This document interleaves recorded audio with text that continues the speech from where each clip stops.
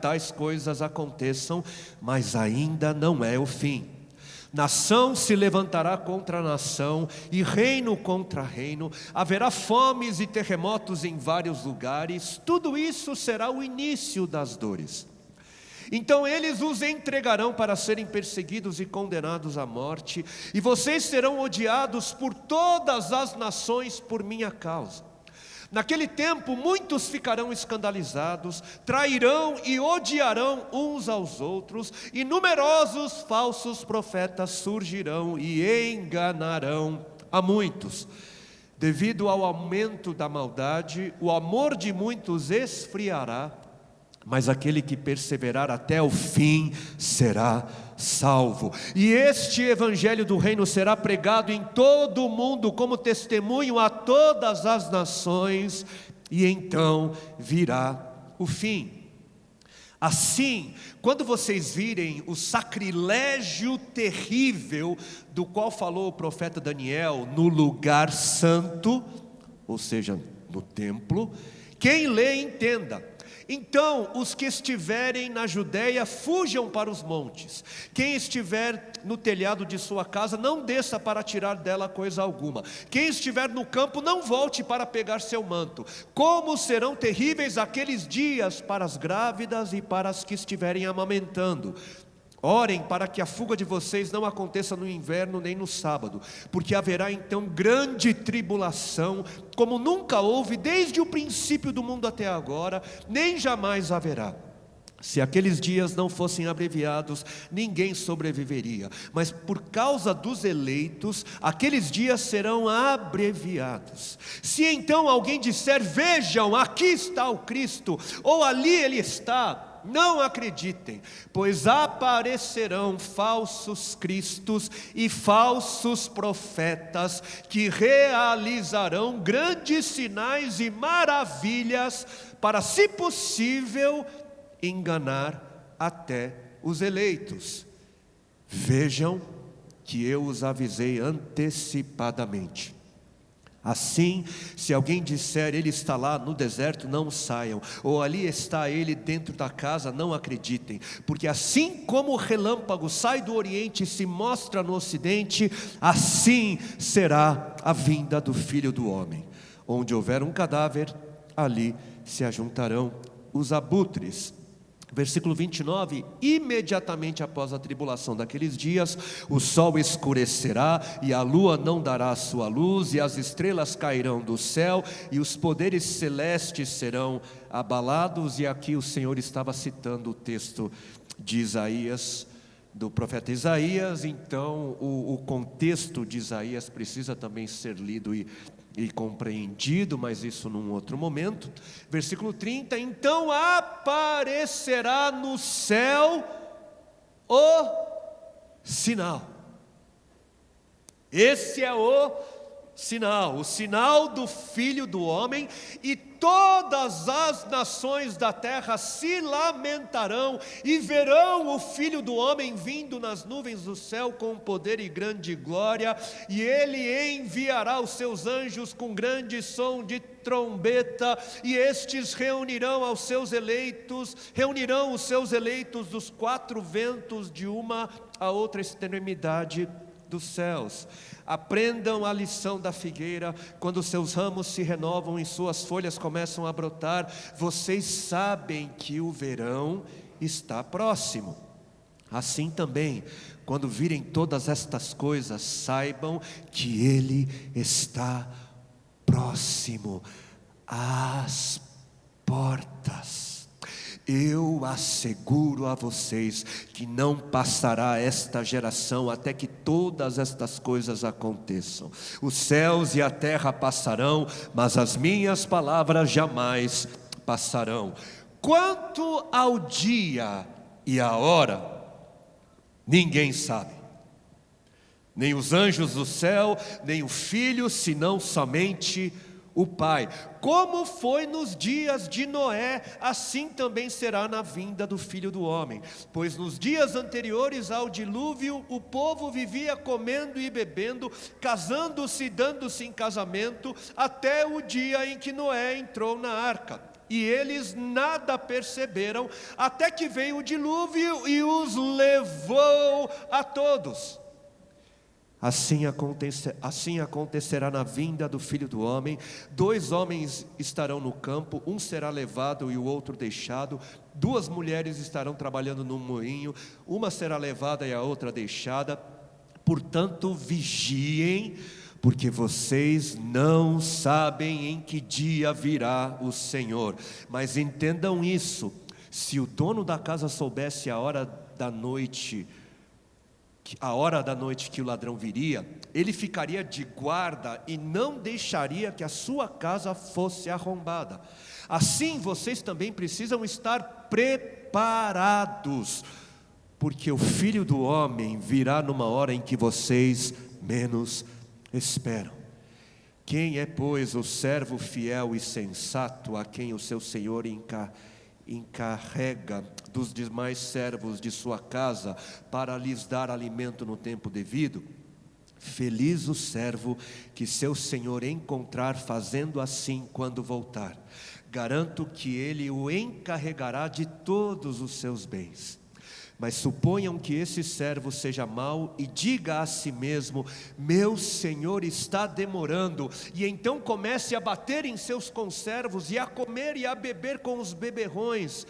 O senhor daquele servo virá num dia em que ele não o espera e numa hora que não sabe. Ele o punirá severamente e lhe dará lugar com os hipócritas, onde encontrará choro e ranger de dentes. Vamos orar mais uma vez. Senhor, nós te bendizemos, Senhor, por tua palavra, que é lâmpada para os nossos pés, é luz para os nossos caminhos. E nós mais uma vez, Senhor, te pedimos: dá-nos ouvidos para ouvir.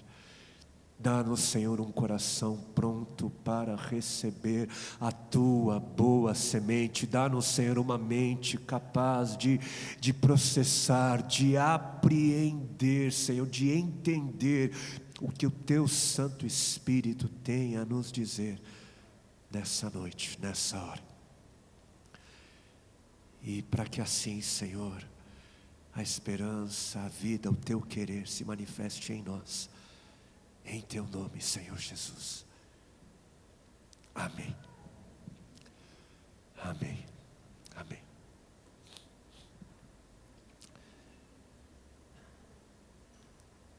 Diante dos acontecimentos que temos visto nos noticiários, envolvendo o Estado de Israel, o Hamas, o povo palestino e escalando para o povo árabe, os países do Ocidente, do Oriente.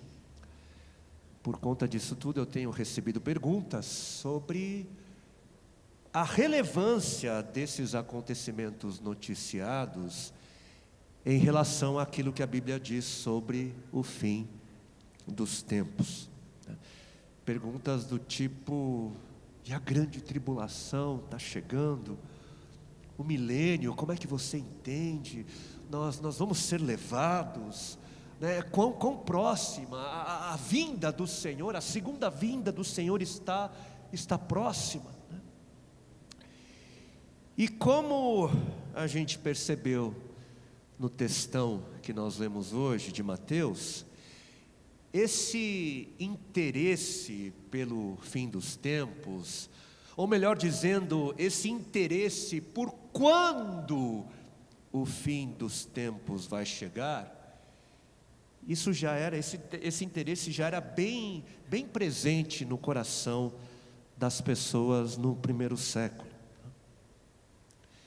E ainda hoje, quando o assunto é o fim dos tempos, existe um interesse grande. As pessoas, elas querem ouvir, né? Elas querem ouvir alguém dizendo que sabe, né? Alguém dizendo que sabe quando tudo vai acabar e quando Jesus vai voltar.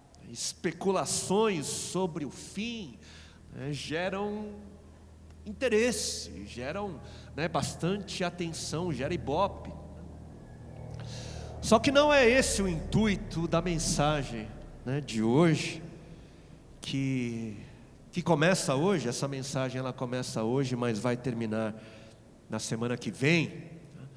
O intuito dessa mensagem não é saciar mentes curiosas e inquietas que querem saber o que se pode saber sobre o fim, do mundo, quando o mundo vai acabar.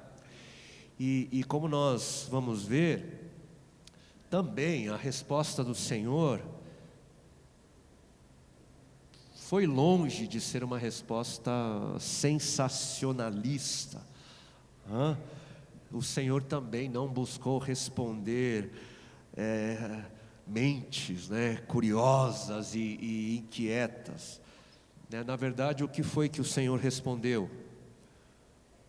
Quanto ao dia e a hora, ninguém sabe, nem os anjos dos céus, nem o Filho, ou seja, nem Ele mesmo, senão o Pai. Somente o Pai sabia o dia e a hora. E ainda depois da ressurreição de Jesus, a gente vai perceber que essa ansiedade no coração dos discípulos em saber quando o novo tempo haveria de começar, ainda continuava presente.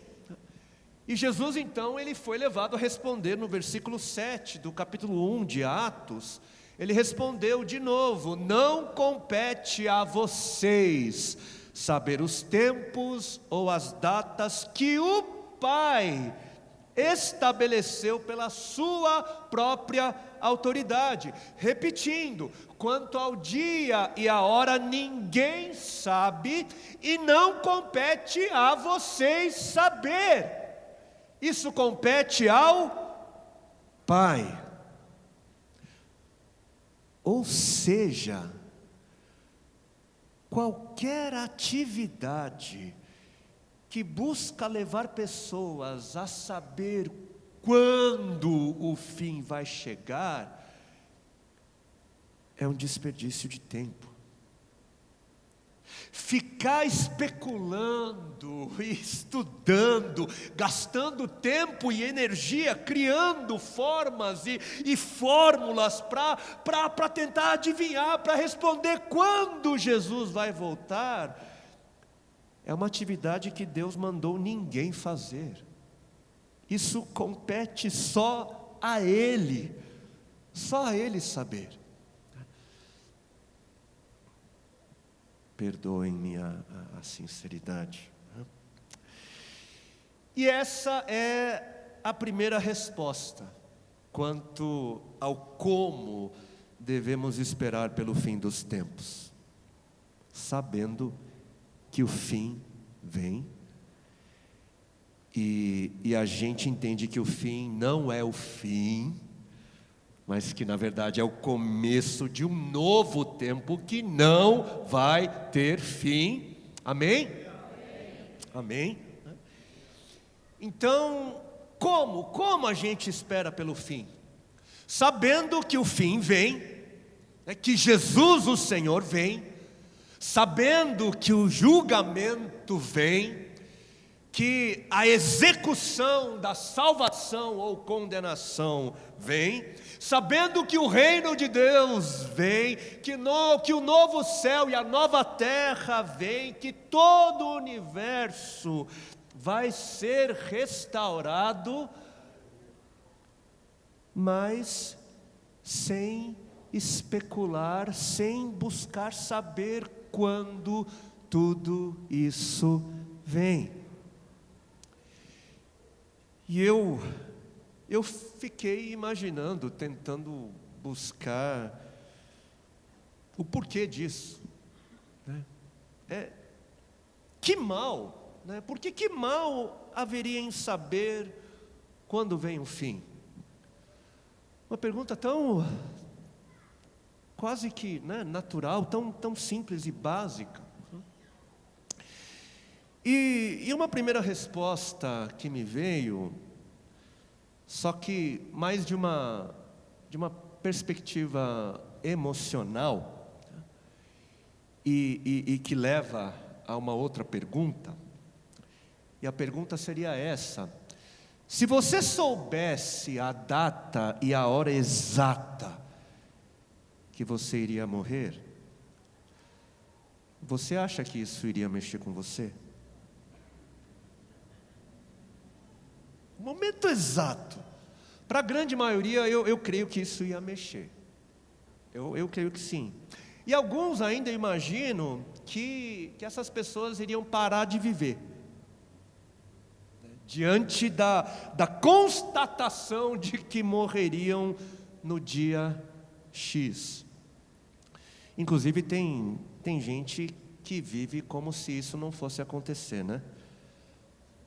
Para algumas pessoas o assunto da morte é um tabu, né? Você começa a falar e a pessoa, vamos falar de outra coisa, né? Mudam de assunto, né? E ainda algumas pessoas, diante do conhecimento da hora exata da sua morte, essas pessoas morreriam antes, né, de tanta ansiedade, né? Se uma voz fosse dita: eis que te digo, você vai morrer daqui 4 anos, 3 meses, 5 dias, 2 horas e 15 segundos, misericórdia, socorro, e a pessoa morre ali de ansiedade, na hora, né? E eu ainda imagino que algumas pessoas aprontariam tudo o que poderiam aprontar, né? Tem os espertinhos, né? Bom, agora que eu sei, quando vai ser? Agora não tem mais perigo de ser pego de surpresa. Vou aproveitar e vou aprontar até a última hora, e quando a hora chegar eu peço perdão, me conserto, e Deus é misericordioso, olha só. Conhece gente assim? Né? E isso seria mais ou menos como aplicativo, sabe? Aquele aplicativo que te avisa onde tem radar de velocidade, né? A pessoa passa o tempo todo acelerando o carro além, né, da velocidade limite, né? Aí só desacelera quando, né, o alarme toca, né? E aí ela desacelera e vive dentro, ou abaixa a velocidade para dentro do limite, né?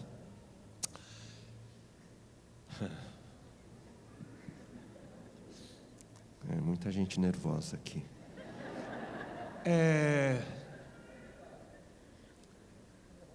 Nós cremos na bondade do Senhor. Amém?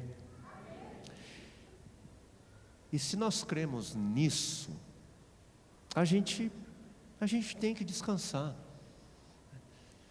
Deus é bom, Ele é bom. E se a gente não sabe o dia e a hora exata, porque isso é uma dádiva, é porque isso só pode ser um presente de Deus. Para Deus, que tem toda a capacidade de suportar os seus atributos divinos, e um desses atributos é a onisciência, né, o saber de tudo, né? Para Deus, onisciência é algo que Ele tem toda a condição de lidar, de segurar essa bronca. Agora, nós que somos seres humanos, não temos essa capacidade de suportar a ciência que Ele tem. E por isso, a não ciência de todas as respostas, né, a falta do conhecimento que temos, é um presente que nos preserva. Eu creio que a gente não aguentaria. E uma segunda resposta do por que não revelar o quando o fim vai acontecer, nós encontramos na fala do Senhor no texto. Versículo 42, vigiem, porque vocês não sabem em que dia virá o seu Senhor. Versículo 44, vocês precisam estar preparados, viver no estado de preparo, porque o Filho do Homem virá numa hora em que vocês menos esperam. O servo infiel, ele vai ser pego de surpresa, porque versículo 50, o Senhor daquele servo virá num dia em que ele não o espera, e numa hora em que ele não sabe, e o seu Senhor o punirá severamente, e lhe dará lugar com os hipócritas, onde haverá choro e ranger de dentes. De novo, percebam como é inútil, como não tem utilidade buscar ajustar as nossas vidas conforme especulações de datas e horas do fim dos tempos. Você não sabe em que dia virá o seu Senhor. Ele virá em uma hora em que você menos espera. Entendam, o Senhor virá num dia em que não se espera e numa hora que não se sabe. Quando o Senhor voltar, ninguém vai dizer: eu sabia. Eu sabia que ia ser agora. Ninguém. De novo, porque só Deus sabe. E vai ser de surpresa. Ninguém vai estar esperando o momento. Não sabemos a hora, porque não é para nós sabermos, e não sabemos a hora, porque vai ser uma surpresa. É para pegar todo mundo de surpresa. A surpresa faz parte da sabedoria de Deus. E olhem só, falando de surpresas, né? O que é que te garante? O que é que nos garante de que não vamos ter com Ele um encontro ainda nessa semana? Eu moro num apartamento, o prédio tem uns 12 andares, e sempre que eu saio levando meu filho mais novo para a escola, eu dou uma paradinha e eu olho assim para cima, ou eu coloco a minha mão nas nossas cabeças, com o receio de que alguma coisa possa cair lá de cima. Não é sempre, mas às vezes acontece, porque eu imagino ali a Dona Maria limpando a sacada, né? E ela sem querer derrubando um vaso de plantas, né? E aí pronto, né? Daria no jornal do bairro: morre Juliano Som com um vaso na cabeça, né? Ou eu imagino o Joãozinho, né, de 5 anos, né, entediado, né, morrendo de tédio. Aí ele vê um ovo e pensa: vou jogar pela janela, né? E aí ele joga, e aquele ovo não cai na minha cabeça, mas cai no chão, e eu vou, escorrego naquele ovo, bato a minha nuca no muro que tem ali, e dá no jornal: morre Juliano Som escorregando no ovo, né?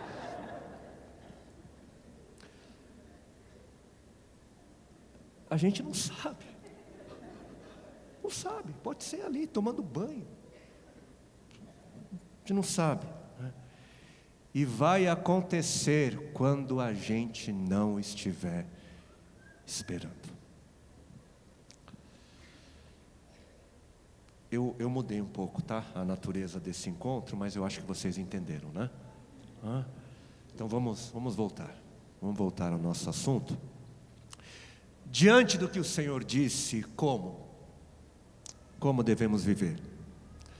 Se ninguém sabe a hora e se vai ser de surpresa, né, o grande dia, como é que a gente deve viver? Simples. Como se o mundo não fosse acabar.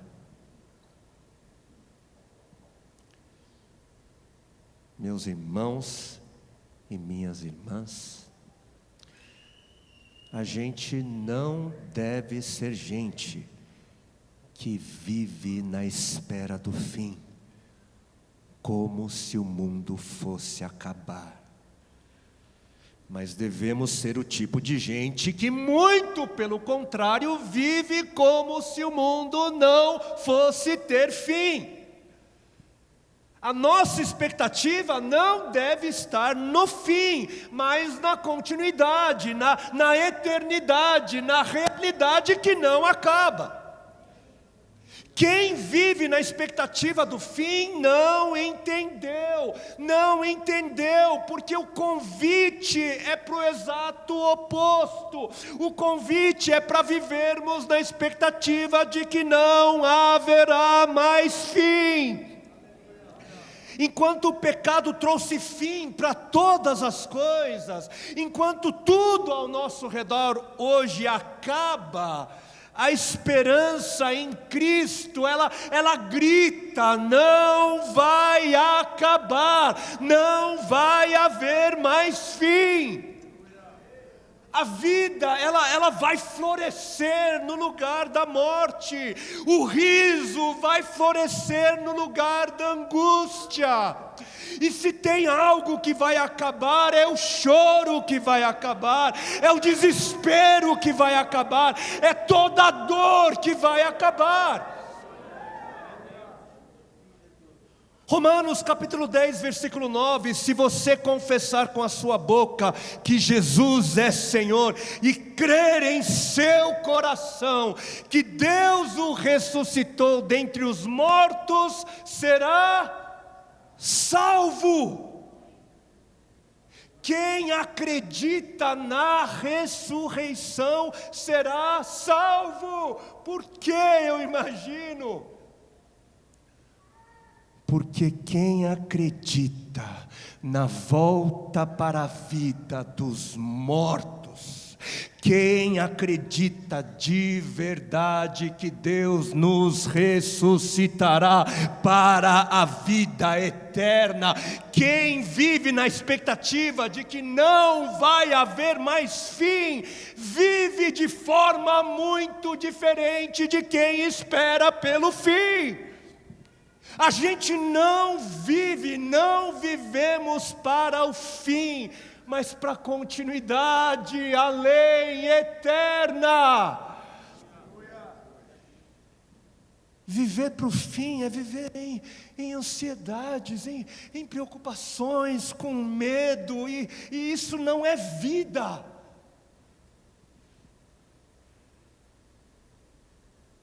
Agora, viver para aquilo que nunca vai acabar. Quanta vida, quanta liberdade, quanta expectativa, quanta esperança.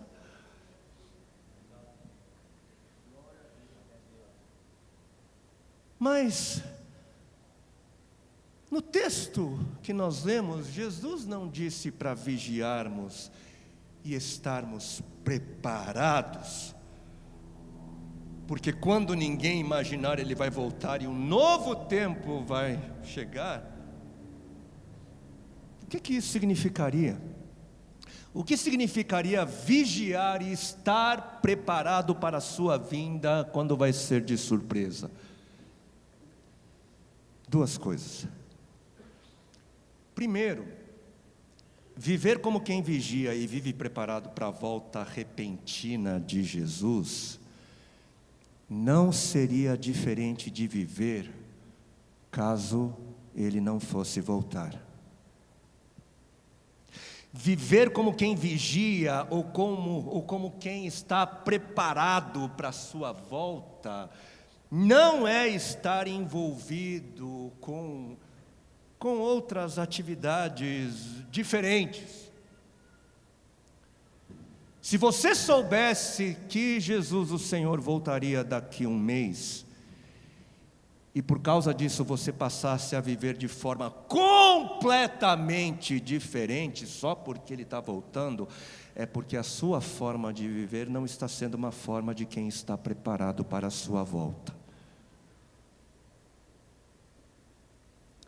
Ou seja, viver preparado ou viver como quem vigia é a maneira que um crente fiel vive. É a maneira, é o jeito que um crente fiel vive. Viver preparado é a forma de viver de alguém que crê nessa realidade. E porque crê, essa pessoa é. Porque estar preparado tem a ver com o ser. É uma questão de natureza. Como Jesus ele disse, é uma questão de ser nova criatura. E de novo, quem crê, quem realmente crê na ressurreição, na volta da morte para a vida eterna, vive de forma muito diferente, porque passa a ser diferente, se torna um novo ser, uma nova pessoa. E porque se torna um novo ser, um ser diferente, passa então a ter um estilo de vida diferente e vive preparado.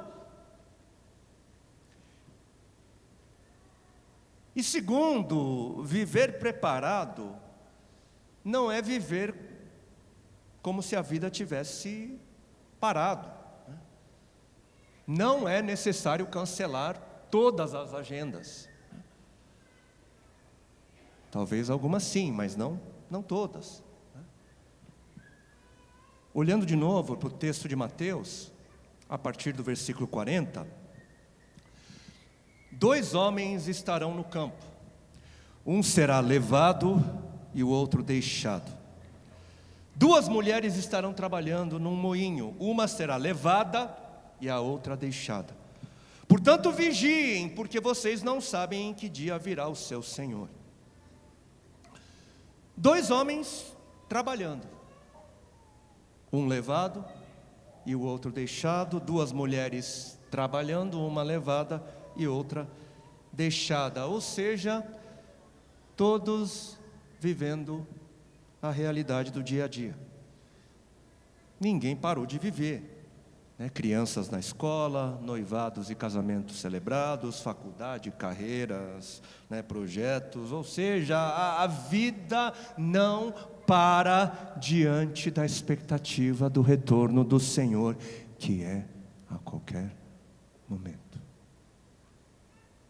Não para.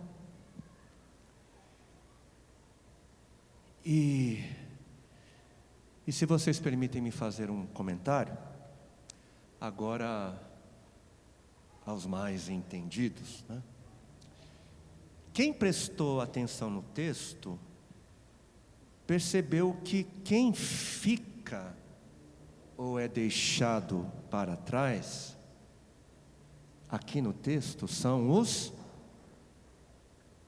bons. Os maus é que são levados. Os não preparados e que não estavam vigiando é que são levados. E basta a gente permitir que a Bíblia determine o sentido de ser levado e de ser deixado. Vejam ali antes, no versículo 36, ali nós vamos ler: quanto ao dia e a hora, ninguém sabe, nem os anjos dos céus, nem o Filho, senão somente o Pai. Como foi nos dias de Noé, assim também será na vinda do Filho do Homem. Pois nos dias anteriores ao dilúvio, o povo vivia comendo e bebendo, casando-se e dando-se em casamento, até o dia em que Noé entrou na arca, e eles nada perceberam até que veio o dilúvio e os levou a todos. Levou a quem? Os não preparados, olhem só. Os que foram levados foram aqueles que estavam de fora. Os que não creram, os que não vigiaram, foram levados como juízo. E aí então o texto continua: assim acontecerá na vinda do Filho do Homem, como foi com Noé. 2 homens estarão no campo, um será levado para onde? Para o juízo. E o outro será deixado. 2 mulheres estarão trabalhando no moinho, uma será levada e a outra deixada. Aqui, nesse texto, os que ficam, os deixados para trás, são os que creem, são os justos. Não sei se bugou para alguns, mas acabou o comentário, tá? Agora nós vamos voltar de novo. Hoje eu tô diferente, né? Acho que é porque minha esposa não está. Mas nós vamos voltar aqui ao nosso assunto. Se o jeito, ou se a maneira em que se deve viver é a maneira de quem crê, como é que seria essa forma de viver? Como é que deveria ser a vida dos cristãos conforme Jesus espera?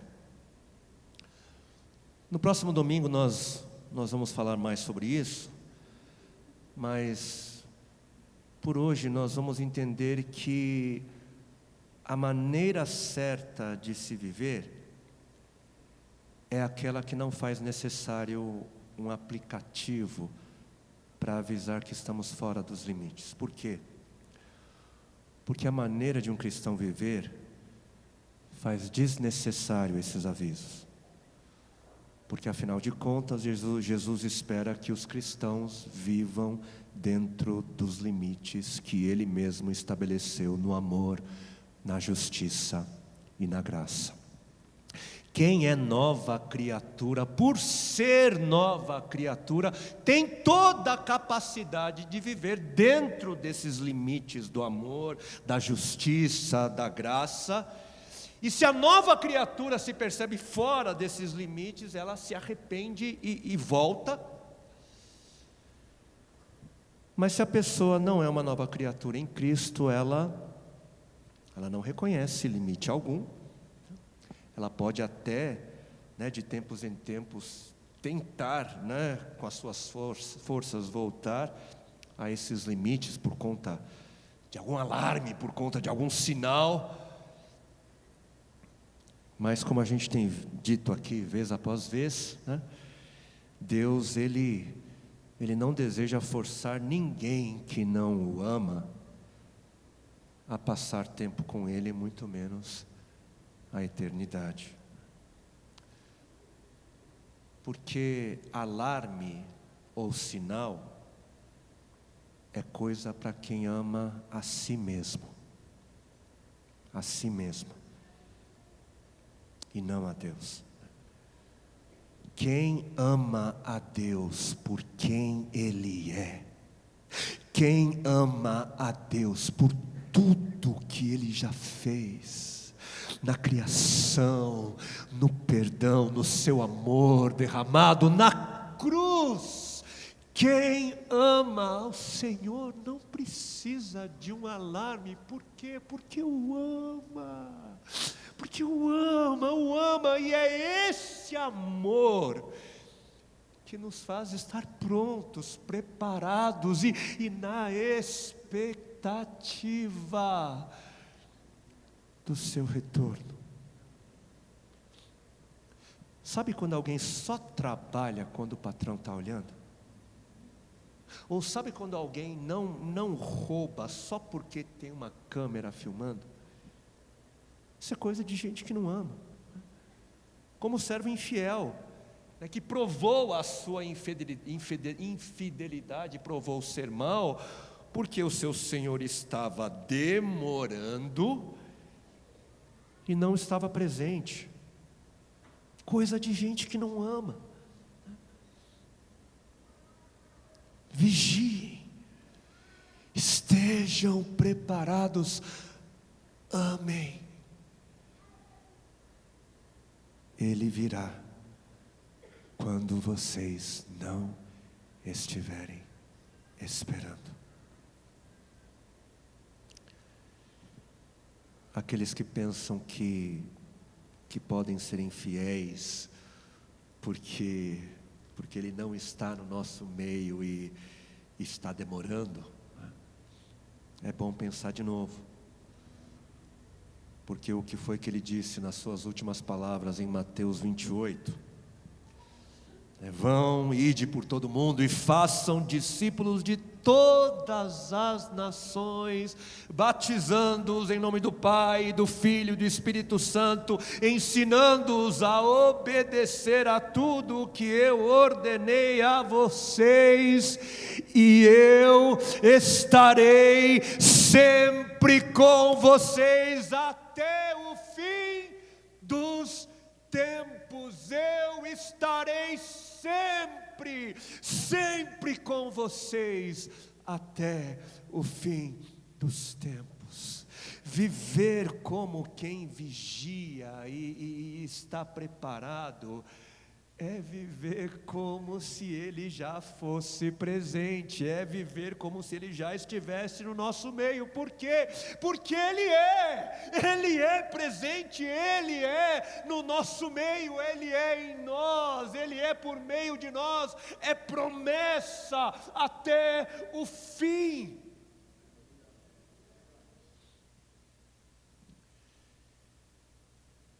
De novo, eu mencionei que essa mensagem terá duas partes, mas eu adianto que a gente não vai conseguir responder todas as perguntas sobre o tema do fim dos tempos.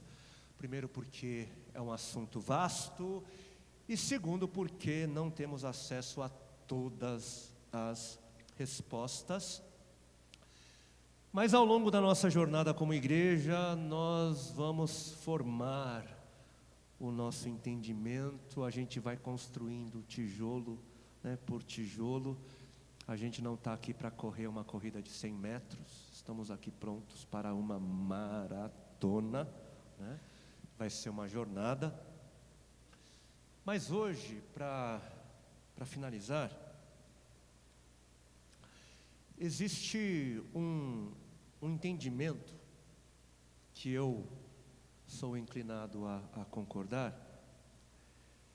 Esse entendimento é que, a partir do que o Senhor disse aqui em Mateus 24, aquilo que é chamado de o fim dos tempos, na verdade, esse fim dos tempos é o período que cobre, desde a sua primeira vinda, entre nós, quando Ele fez discípulos, morreu, ressuscitou, e antes dele partir Ele disse que voltaria uma segunda vez e de forma definitiva. O fim dos tempos, então, seria esse período entre a primeira e a segunda vinda do Senhor. E desde que o Senhor se foi e ainda não voltou, existe o entendimento, então, de que nós já estamos participando, vivendo o período do fim dos tempos.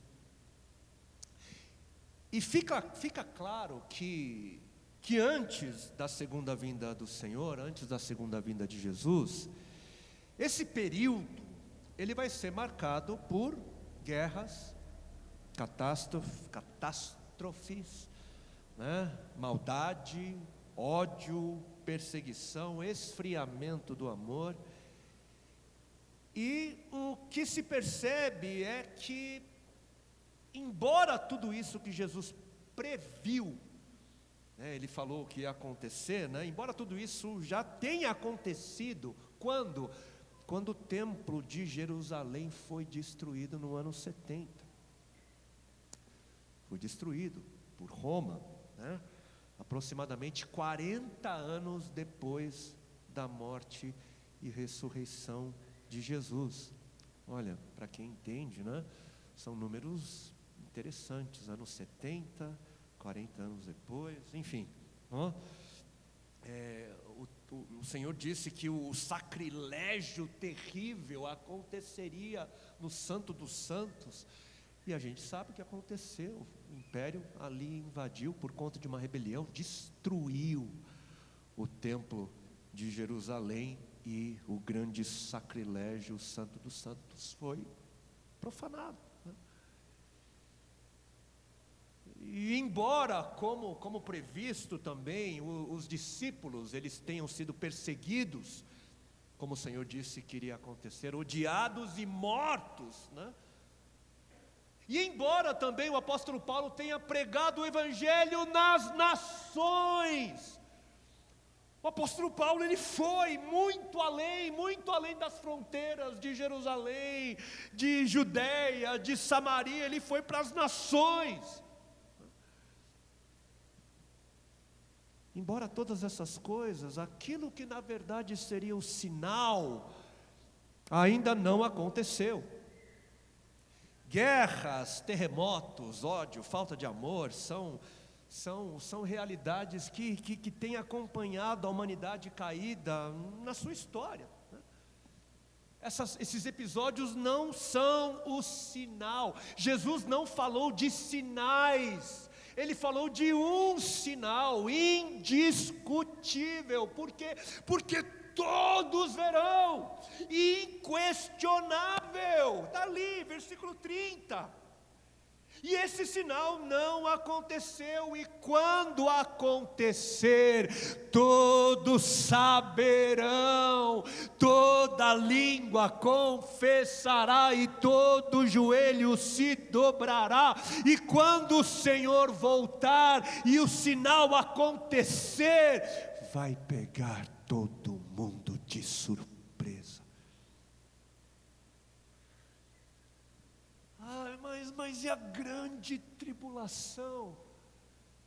De novo, a grande tribulação não é o sinal. Grandes tribulações são vividas enquanto esperamos o Senhor voltar. Vocês podem ter certeza, estejam certos de que os cristãos perseguidos nos primeiros séculos viveram grandes tribulações, queimados, cortados, devorados vivos por leões como entretenimento. Vocês podem ter certeza que os judeus messiânicos no período do Holocausto, presos, humilhados, torturados, separados de suas famílias, recém-nascidos, crianças, jovens, adultos, idosos, assassinados, queimados vivos. Vocês podem ter certeza de que eles viveram grande tribulação. Cristãos nos países perseguidos hoje, missionários, pais testemunham da violação de suas filhas, da mutilação dos seus membros, por serem cristãos. Vocês podem ter certeza que para eles isso foi grande tribulação. Nos conflitos que nós estamos vendo nos noticiários, crianças, jovens, civis que foram alvos, são alvos de ódio, de maldade, e isso de ambos os lados.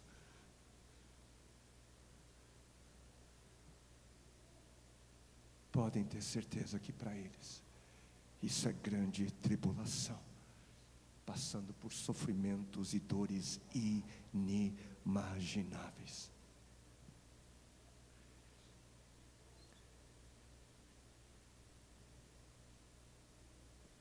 E diante disso eu quero trazer a última resposta de hoje. A última resposta para a pergunta: como viver enquanto esperamos pelo fim? como viver enquanto vivemos o período do fim, como viver enquanto o mal parece prevalecer, como viver enquanto o ódio cresce, como viver enquanto o amor tem esfriado. E a resposta é perseverando, permanecendo, insistindo em acreditar, confiando naquele que não é homem para mentir, confiando naquele que prometeu, ele prometeu estar conosco até ele voltar. Confiando naquele que prometeu no versículo 13, aquele que perseverar até o fim será salvo. Aquele que perseverar, aquele que permanecer, aquele e aquela que seguir confiando, crendo, acreditando mesmo quando o mundo ruir. Por quê? Porque mesmo assim, mesmo que o mundo desabe ao redor, eu prevalecerei, diz o Senhor. Minha justiça final se manifestará, minha luz romperá e apagará toda a escuridão, toda lágrima será enxugada, todo desespero cancelado, e não haverá mais noite, não haverá mais treva, não haverá mais luto, mais guerra, mais tristeza e dor. Nunca mais, nunca mais, nunca mais, diz o Senhor.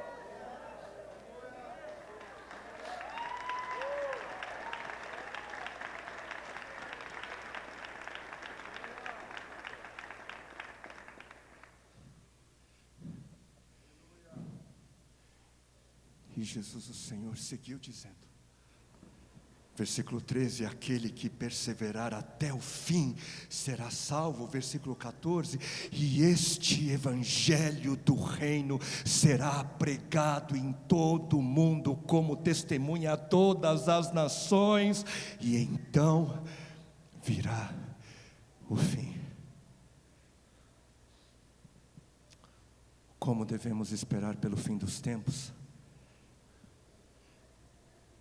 No período do fim dos tempos, aqueles que são chamados para perseverar, aqueles que são chamados para permanecer em esperança, neste mundo tomado pelo maligno, devemos seguir a nossa vocação primária. Qual é a nossa vocação primária? A mais essencial. Qual é o nosso chamado, igreja livres? Pregar o evangelho a todos quanto possível. Essa é a nossa vocação como discípulos de Cristo Jesus. Tudo o que nós fazemos como igreja, tudo o que nós fazemos como discípulos, é nos certificarmos de que isso aconteça. Tudo o que nós fazemos precisa ter esse propósito como pano de fundo: promover, sustentar, fortalecer, apoiar, dar suporte ao ensino, à pregação, ao discipulado, para que o Evangelho de Cristo Jesus seja conhecido não apenas na Barra Funda, mas em todos os lugares de São Paulo, no sudeste do Brasil, no sertão, até os confins da terra. Amém? Amém, amém. Vamos orar.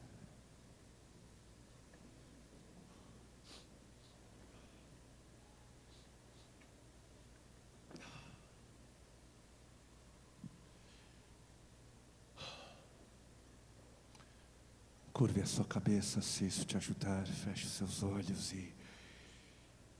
e se perceba diante daquele que disse e continua dizendo à sua igreja: